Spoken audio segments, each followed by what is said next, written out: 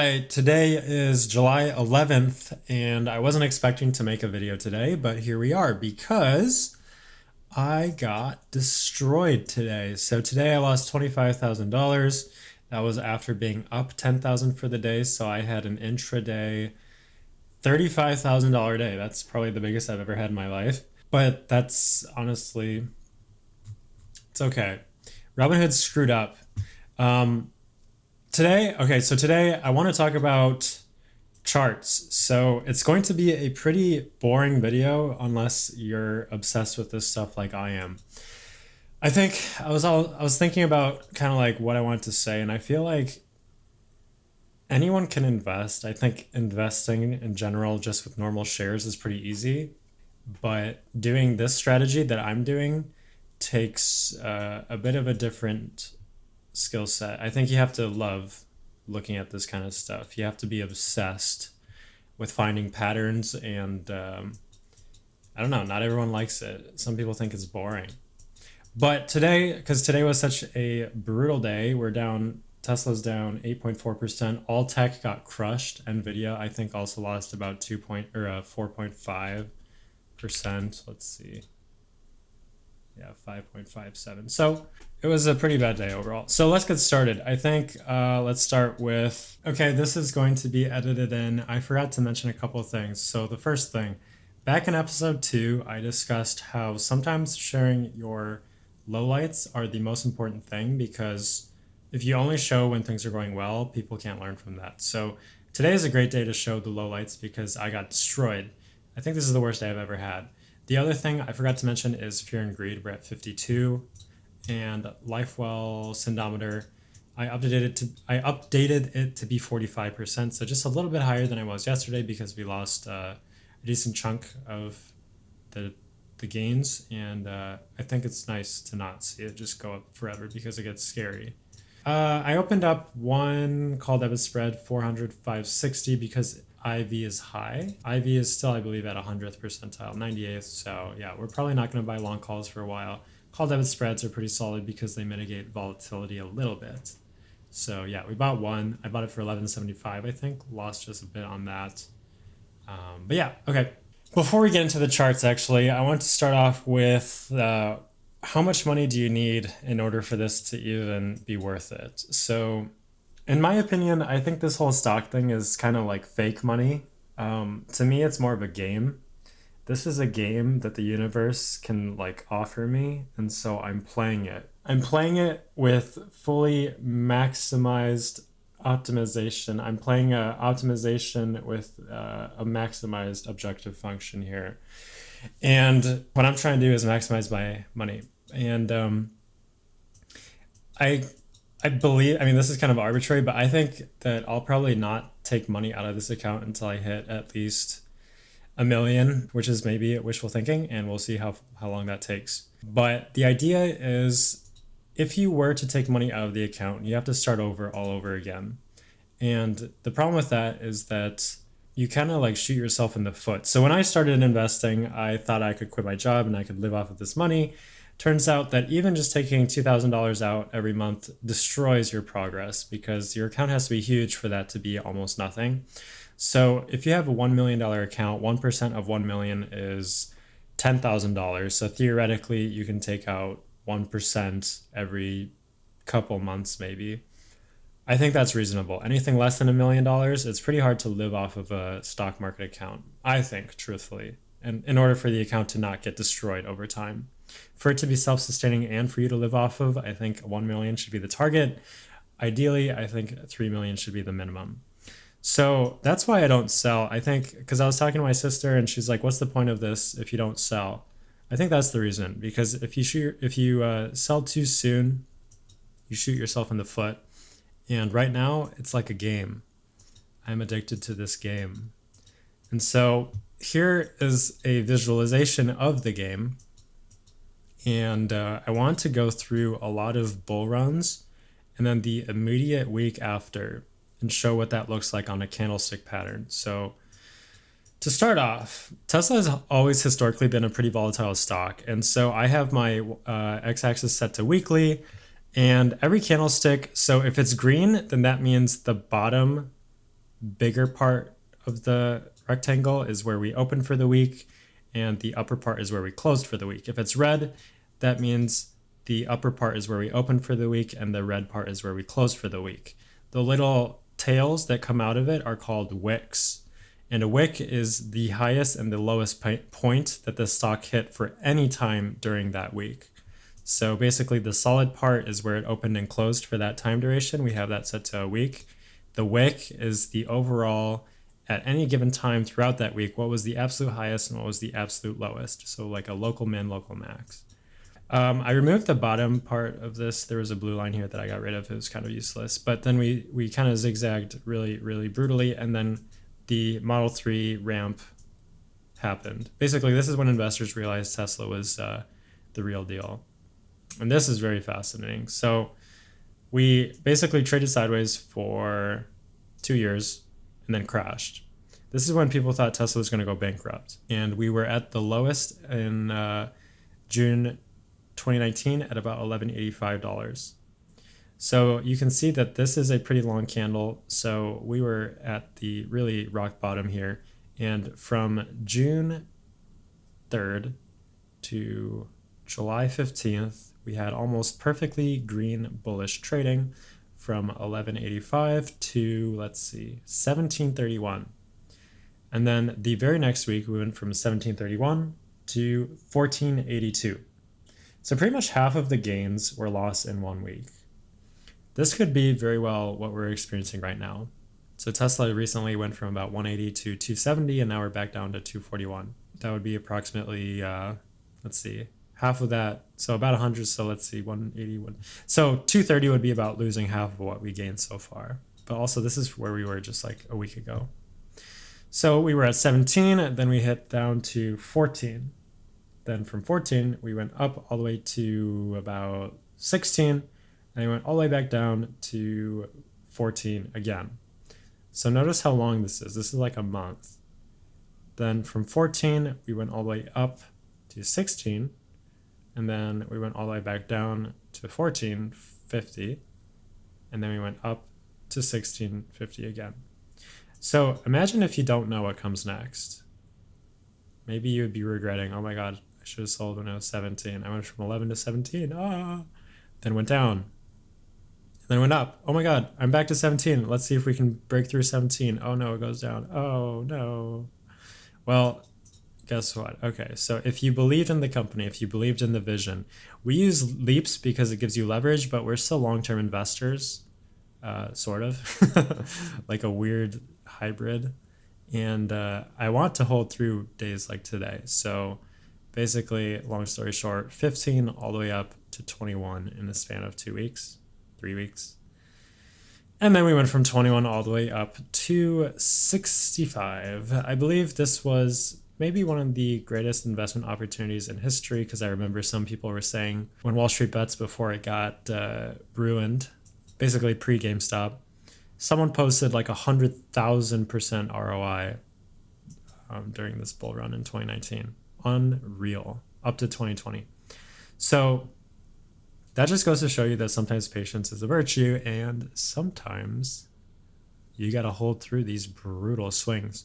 When leverage looks like you're getting decimated, you could very well be, but also I think if you understand the strategy, if you understand why you're doing this, and if you have your long-term horizons set properly, you could theoretically make some otherworldly gains. Guess what? 65 all the way down to 23. COVID happened. That was a black swan event. I think that's a little bit kind of hard to compare because that was so weird. But then even then, despite that, the volatility on Tesla stock is just truly amazing. Going from 63 down to 23, and then all the way back up roughly just, I don't know, a month later to 58. Like, that's just insane. Same thing. We keep going. This is a huge wick on this candle. Huge wick. I don't like this. COVID's a weird time, so let's skip forward a little bit. Let's look at 2021. This is when Tesla had maximum hype. So I sold a lot of my call options during this week, the early part of December of 2020. Obviously, I would have made more had I kept them, but you can see what happened immediately after. So First of all, if I sold everything here, I would have missed out on this giant gap. So we would have gone from 204 to roughly 300. That is why I think holding is good. There's actually a fact that I saw in a video that says something along the lines of like 90% of stock market gains happen on less than 10% of the days. So a lot of the upward motion or movement in stock market stuff happens on the smallest number of days. It's basically like the 80-20 rule, except I think it's closer to 90-10. So yeah, it's kind of hard to sell if you don't get back in somehow, unless you're willing to miss out on those days. Okay, let's continue. I know this is kind of brutal, but I love this. So let's keep going. Yeah, so when we peaked at 300 in January, basically the week ended at 257. That's a pretty big drop, 300 to 257 in 1 week, pretty volatile. 257 back up to 293 the very next week, pretty volatile. Back down to 263, pretty volatile. 271, and then gets crushed. 207, I remember this, that sucked. And then back all the way down to 180. So imagine going from 300 to 180 in basically a month. What changed? I mean, Tesla didn't really do that much in a month, but the stock market is a volatile thing. I have a hypothesis that says that modern investing is kind of bastardized because of algorithms. So volatility is the new normal. It's kind of like you can't avoid it. That's why I think picking high strike call options, leaps, like very high strike, 100 to 200% out of the money is actually amazing if you time it perfectly. Because stuff like this can happen. You can go from basically 130 all the way to 300 in the span of like 3 months. Let's continue. Let's see. What's notable here, basically? You get wrecked, right? So in May of 2021, it looks like all hope is lost. So let's say hypothetically, let's say you bought leaps in October of 2020. I think I did actually. I think I had some longer term like leaps. If you held all the way through January, you'd be extremely happy. And then if you continued holding from January to May, you'd probably be pretty miserable. I think when it comes to options, I think, like I said last episode, dollar cost averaging out is always nice because then you maybe would have capitalized on this kind of like flat period here from January to February. But even then, hypothetically, if you continue holding, by the time you got to the very next year, you would have been roughly back to where you were. So let's say you bought a 16-month leap contract. So from September, 16 months would have been like 2021 or 2022, actually, early 2022. Even if you get wrecked in this very long stretch from January all the way till May, from May, we went from 184 all the way up, back down, up, all the way back down here, up, all the way to 414. This is just to show you that like things can move so fast. I'm very curious to see what it'll do next. I think once the RSI starts to hit these unreal numbers, so like 86 back in 2019, when we peaked roughly around here, 94, especially on the weekly chart, that's when you should maybe consider converting everything into shares. But yeah, we're not even close right now. So I don't want this to drag on forever. I might even trim some of this video because it's kind of like really, really long. Let's say we look at today, this year, or even going back last year, going from 101 all the way up to 212, all the way back down to 169, all the way back up to 207, all the way back down to 152. Maybe it looks like all hope is lost in April 2023. But then very soon, 152? Now you're at almost 300. So this would have been April 24th, July 17th. So let's look here. April got crushed, recovered, all the way back up to 200. And then it got crushed again, down to 168.